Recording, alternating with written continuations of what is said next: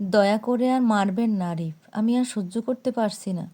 রান্না করার সময় মনে ছিল না রান্না খারাপ হলে তোকে মার খেতে হবে। প্লিজ আরিফ, এবারের মতো মাফ করে দিন। আর রান্নায় লবণ কম হবে না। রাখ তোর পরের বারের কথা। আমি এখন কি দিয়ে খাবো বল? আর আমার অসুস্থ মা কি দিয়ে খাবে? সামান্য একটু লবণই তো কম হয়ে গেছে, এর বেশি কিছু তো হয়নি। আমি আরেকটু লবণ দিয়ে খাবার গরম করে এনে দিচ্ছি। যা তাড়াতাড়ি, আমি ফ্রেশ হয়ে এসে যখন খাবার ঠিক মতো দিতে খেতে পারি, তা না হলে কিন্তু এর থেকে বেশি মার খাবি। কথাটা বলেই আরিফ মায়ার মুখ ছেড়ে দিয়ে ফ্রেশ হতে চলে যায়। এদিকে মায়া তাড়াতাড়ি খাবার গরম করতে চলে যায়। খাবার গরম করে সেগুলো সব টেবিলের উপর সুন্দর করে আবার সাজায়। এদিকে মায়ার শাশুড়ি মায়ার দিকে তাকিয়ে আছে, আর মায়া এক মনে কাজ করে যাচ্ছে। মায়া আর আরিফ 2 বছর আগে ভালোবেসে বিয়ে করেছিল। 1.5 বছর পর্যন্ত সব কিছু ঠিকঠাকই ছিল। তারপর থেকে শুরু হয় আরিফের অত্যাচার। আরিফের বাবা গ্রামের বাড়িতেই থাকে।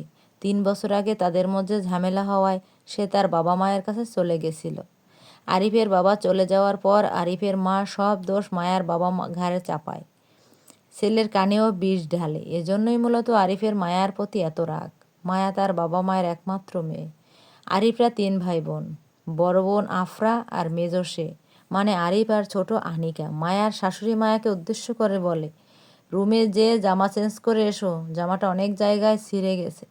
সামান্য একটু লবণই তো কম হয়েছিল বড় মা, তাই বলে ছেলের কাছে এভাবে মার খাওয়ালে? কথাটা বলে মায়া নিজের রুমে চলে গেল। রুমের ভেতর ঢুকতেই দেখতে পেল আরিফ ড্রেসিং টেবিলের সামনে দাঁড়িয়ে চুল আঁচড়াচ্ছে। আগের মায়া হলে হয়তো আরিফকে গিয়ে জড়িয়ে ধরতো, কিন্তু মায়া এখন অনেক পাল্টে গেছে। মায়া নিজের জামা কাপড় নিয়ে ওয়াশরুমে ঢুকে গেল। মায়া ওয়াশরুমে ঢুকে যেতেই আরিফ অশ্রুসিক্ত চোখে ওয়াশরুমের দিকে তাকিয়ে থাকলো। সে কেমন অমানুষের মতো আচরণ তার মায়ার প্রতি। সামান্য লবণই তো কম হয়েছিল, একটু লবণ দিয়ে নিলেই তো হয়ে যেত। কিন্তু সে কী করলো? ভালোবাসার মানুষটাকে কিভাবে জানোয়ারের মতো মারলো। নিজের চোখের পানি মুছে সে নিচে চলে আসলো। তারপর মায়াকে উদ্দেশ্য করে বলল, আজকের দিনটাতে অশান্তি না করলে কি হতো না আম্মা? আমি অশান্তি করেছি? তোর বউই তো তরকারিতে লবণ কম দিয়ে রান্না করেছিল। আমি বলায় সে আমার সাথে তর্ক করেছিল, সেজন্যই তো তোর সাথে বললাম।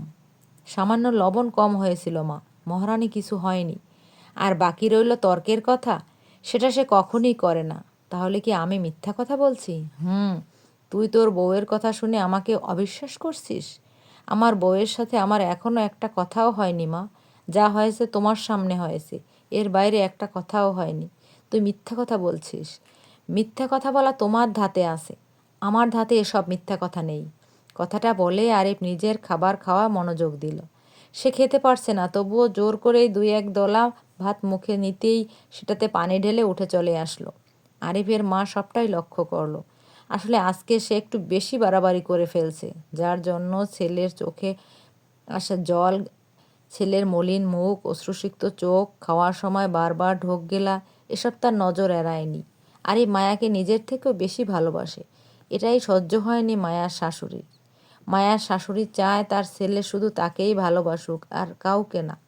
32 বছর আগে আরিফের বাবাকে সে ইমোশনাল ব্ল্যাকমেল করে বিয়ে করেছিল। তারপর থেকে নিজের কাছে আটকে রেখেছিল। 3 বছর আগে তাদের মধ্যে ঝগড়া হয় আর আরিফের বাবা চলে যায়। সে এখান থেকে গিয়ে সোজা তার ছোট ভাইয়ের কাছে ওঠে। ছোট ভাই আর ছোট ভাইয়ের বউয়ের কাছে অনেক অনুরোধ করেছিল যাতে আরিফের বাবাকে বুঝিয়ে তাদের কাছে পাঠিয়ে দেয়, কিন্তু আরিফের বাবা আর ফিরে আসেনি। এজন্য রাগ গিয়ে পড়ে মায়ার বাবা মায়ের ওপর, যার বশবর্তী হয়ে ছেলেকে বিয়ে দিয়ে মায়াকে বিয়ে করে নিয়ে আসে বাড়িতে অত্যাচার করার জন্য। কিন্তু ইদানিং ছেলে তার পাল্টে যাচ্ছে, বুঝতে পেরে সে মনে মনে প্ল্যান করে অন্যরকম। আরিফ রুমে এসে দেখলো মায়া শুয়ে আছে। মায়ার পরনে একটা গেঞ্জি আর একটা প্লাজো পরে আছে। মায়া ঘুমের জন্য চেষ্টা করছে, কিন্তু গায়ের অসহ্য ব্যথার জন্য ঘুমোতে পারছে না। ব্যথায় মায়ার মুখ নীল হয়ে আছে। আরিফ রুমের দরজা, গ্লাস, থাই সব বন্ধ করে পাশে শুয়ে পড়ল। কিছুক্ষণ পরেই আরিফ ঘুমিয়ে পড়ল। মায়া এপাশ ওপাশ করতে করতে ঘুমিয়ে পড়ল। মায়ার নিঃশ্বাস গভীর হতে আরিফ নিজের চোখ খুলল। তারপর উঠে গিয়ে ওয়ার্ড্রপ থেকে মলম নিয়ে আসলো। মায়ার ক্ষতস্থানে মলমটা লাগালো। তারপর মায়ার কপালে একটা চুমু খেয়ে গলায় মুখ গুজে উঠল। তারপর আস্তে আস্তে বিড়বিড় করতে করতে বলল, আমি তোমাকে ছাড়া বাঁচতে পারবো না মহারানী। আর যদি বাঁচি তাহলে হয়তো পাগল হয়েই বেঁচে থাকবো। আর কিছুদিন সহ্য করো এই নরক যন্ত্রণা, তারপর তোমাকে নিয়ে অনেক দূর চলে যাব। একবার বাবা ফিরে আসুক, তারপর আর কেউ তোমাকে কিছু বলবে না। তোমাকে আগের মতো সবাই মাথায় তুলে রাখবে। প্লিজ ছেড়ে যেও না আমাকে, আমি মরে যাব।